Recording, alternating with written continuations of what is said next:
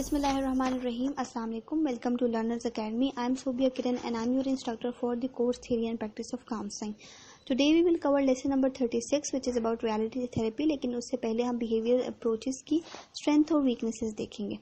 So behavior therapy की strength ये है that it is the most effective and efficient therapy, empirically supported therapy है और इसकी बहुत ज़्यादा अच्छी application है with ADHD या conduct disorders या जो ईटिंग डिसऑर्डर्स के साथ हैं, फोबियाज, एंजाइटी है या जिनको इम्पल्स कंट्रोल की इश्यूज़ हैं, एग्रेशन के बहुत इश्यूज़ होते हैं, उनके लिए बहुत ज़्यादा सूटेबल थेरेपी कंसिडर की जाती है. ठीक हो गया. इसके अलावा इसके ऊपर जो क्रिटिसिज्म हुआ है वो ये है कि some time this is because of its humanising and overly controlling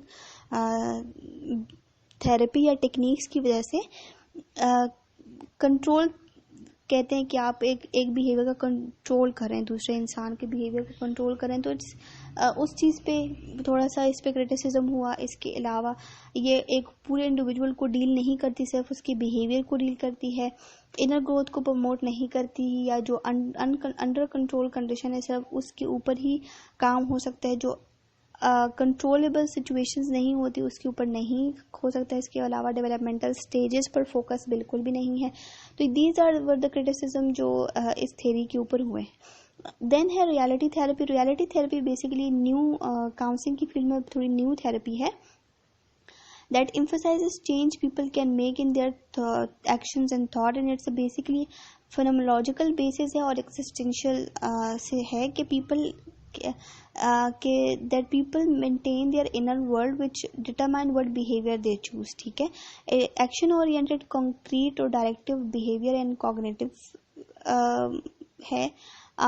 इसके अलावा reality therapy basically emphasise on the fundamental of psychological needs and is preventive in nature. ठीक है. बेसिकली डेवलप की थी डॉक्टर विलियम ग्लेस्टर ने 1965. अच्छा जी. Doctor William basically he had a very strong background in sports.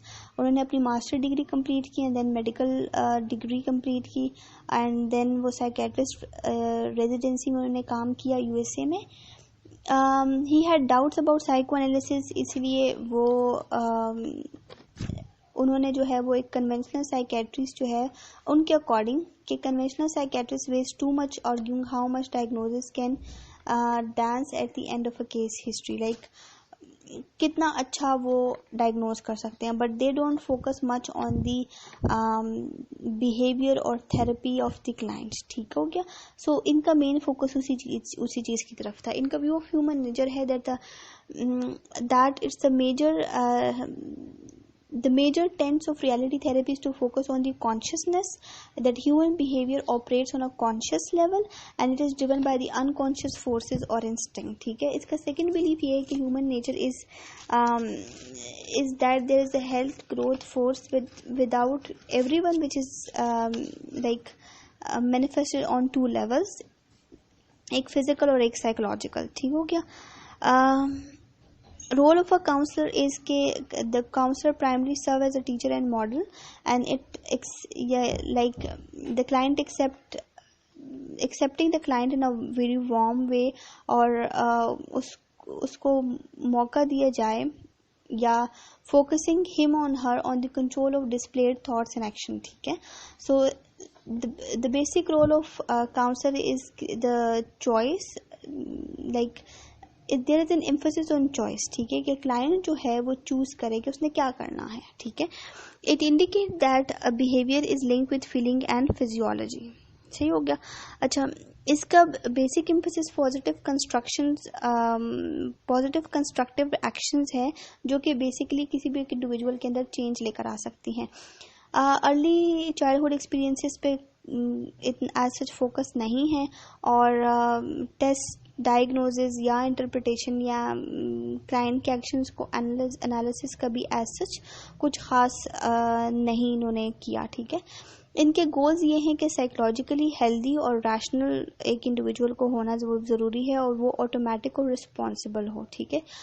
इसके अलावा कि क्लाइंट अपनी लाइफ के गोल्स में क्लैरिफाई हो, उसकी अवेयरनेस हो और क्लाइंट की पुअर मेंटल हेल्थ इसी वजह से होती है कि उसको पता नहीं होता कि वो उसके गोल्स क्या हैं. So the counsellor thus help in client finding out alternatives. ठीक हो गया.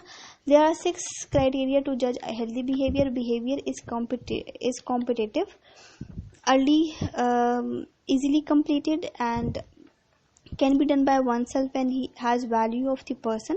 Improvement in lifestyle of the practice of behavior, and person can practice the behavior without becoming self critical. Okay, so जो techniques use कर रहे थे वो teaching थी, positiveness थी, employing humor, confrontation, role playing and feedback. Application of therapy is इनका एक system था WDEP, और this focuses on the like what do you want. W is for what do you want, D is will this choice get you in the right direction, like what you have been doing. Okay, so E is for self evaluation and P is for planning.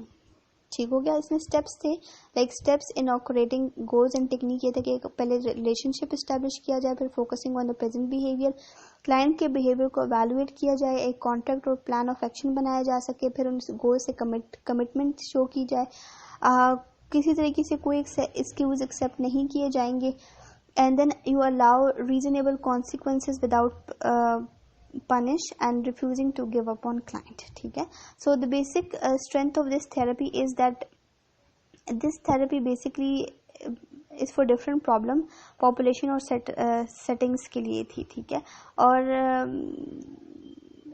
Accountability और concrete outcome से निकलते थे. Short term treatment था, promote responsibility and freedom, and this approach addresses the resolution of conflict as well. जो इसकी limitations थी वो ये थी कि like there was too much emphasis on here and now, simple और सुपरफिशियल थी, इग्नोर बायोलॉजिकल और मेंटल प्रोसेसेस को इग्नोर करती थी, और doesn't include with the full complexity of human life. It depends on a two way communication और establishment of establishment of a good client counselor relationship, and it like this approach keep changing its focus, like बार बार इसका focus change होता था. So these were some limitation. This is the end of lecture. Thank you.